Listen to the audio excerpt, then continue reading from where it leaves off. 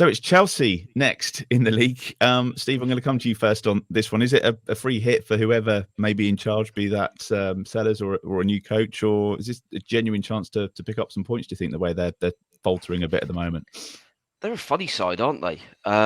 They've looked. I mean, I thought Saturday against West Ham, first 20 minutes, I was thinking, oh God, this is a proper attack that Potter's suddenly stumbled upon now.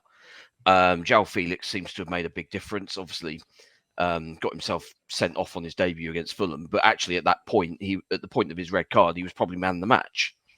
Such was the way it was going for Potter, and everything just kind of falling apart at the seams. But Chelsea, let's be honest, they've got an absolutely ridiculous squad of riches available to them, and they should be doing a lot better than they are. And I think ultimately Potter will get there. But we know that Chelsea is a team that the manager doesn't get afforded time very often. I know they've had a change of ownership, but I think realistically, once the mood turns at Stamford Bridge, you're on a bit of a hiding to nothing.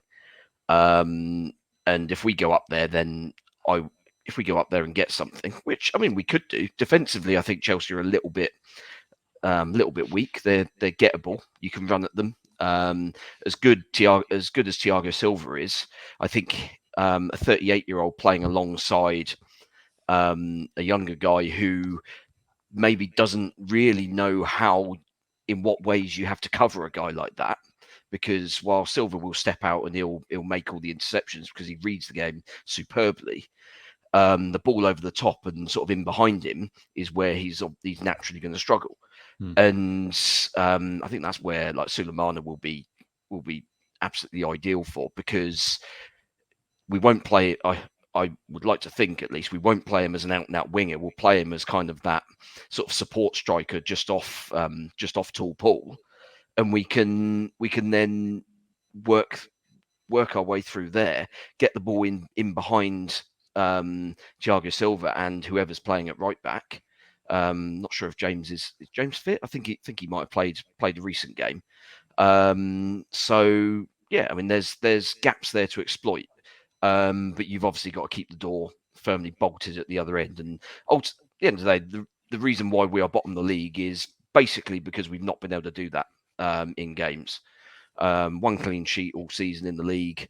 And in all honesty, we've not really looked like keeping many others. So that's where we've got to improve first. But I think against Chelsea, the only way we're getting anything out of it is we've got to score at least twice, I would say. Do you think, Glenn, the ideal outcome is that we win, Potter gets sacked, then we get Graham Potter? Is that something that... Yeah, they seem to have very firmly nailed their colours to the mast with Potter, and it looks like they're going to keep him for the rest of the season. Under Abramovich, he would have been gone in January without a doubt. Yeah. Without a doubt. So, but then under Abramovich, they were supporting Russia, weren't they? So yeah, it's a different time now at Chelsea, and I think the ownership will stick with Potter. If they end up finishing 9th or 10th at the end of the season, then he'll be gone. But it's whilst I'd like Graham Potter as our manager, I don't think that the timing is going to fall into place this time. Not quite, yeah. Might happen in the future, but it's not going to happen this time.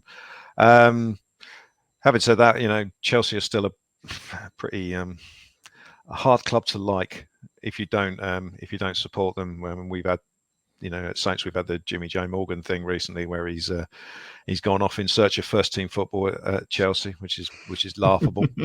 And there was a bit of momentum building about Chelsea's the way they played the FFP system with giving players contracts until they're 48. 10-year contracts, yeah. Yeah, and amortization is a word that everyone's become familiar with, but suddenly that story got blown off the back pages by the Manchester City financial thing. So, nothing ever seems terribly ethical about the way Chelsea do things, but they are what they are. it's 11 players on the pitch. They cost a stupid amount of money. I mean, I don't know how good this Mikhailo Mudryk is. They've paid 90 million for him or whatever it is. I don't really know how good he is. So it will be interesting. They will undoubtedly have individual players who can do fantastic things. So we have to play well as a unit. I hope that we go with a back four and, just try and drill that back four this week, a right and a left back and 2 centre backs, one left footed, one right footed. That'd be great. Get them all really, really drilled this week to play, and hopefully we can cause Chelsea some problems at the other end of the pitch. Do you think the starting lineup, Alfie, is going to tell us more about Nathan Jones, perhaps? Players coming back in, formation changes, playing better players in better positions. Do you think it'll be quite telling when we get that team sheet on Saturday? It will definitely be an eye opener if Duya Kaleta is still not in the team. That's for sure. I think there'll be a lot of questions then. I mean, okay, maybe there is something then. But look, it's very similar, isn't it, to the sort of Liverpool one where Nathan Jones actually did take the game after sort of one day of training with the team. They've got this week now, and Ruben Sellers will potentially take it, and maybe he'll stake a claim for taking the rest of the season. We'll see. I think Glen hit the nail on the head. It's 11 players, and they're all very expensive, and they're all quite good. You just have to see what happens, don't you? I think Chelsea's quite a good away day, though, isn't it, for the supporters? It certainly is for us in the media. So I think it'll be a good atmosphere. And look, you can't ask for much, can you? But at this point, you take a point, and you're very happy with that. Well, the crowd is certainly going to be behind the team because there's not going to be any distractions at the weekend, which is good. Chaps, I'm going to ask you for some predictions before we finish. Glenn, you've leapt ahead of Alfie at the moment, 17 points. So, Glenn, I'm going to come to you first for the honour of predicting the Chelsea score. Oh, man. That's next it always goes so well till we get to this. It's next to impossible, isn't it? I'm seeing 3-1s, I'm seeing 2-0s, I'm seeing 4-0s in the comments.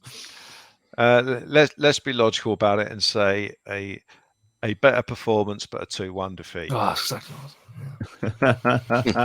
Alfie, you going to go the same, or do you want to? No, I'll go 1-0 if Glenn's going for that. I'll go 1-0 to Chelsea. 1-0. Yeah. All right. And Steve, how do you see this one playing out? An annoying narrow defeat, I think. But I think we'll get goals. Okay. Their defense is pretty ropey. 3-2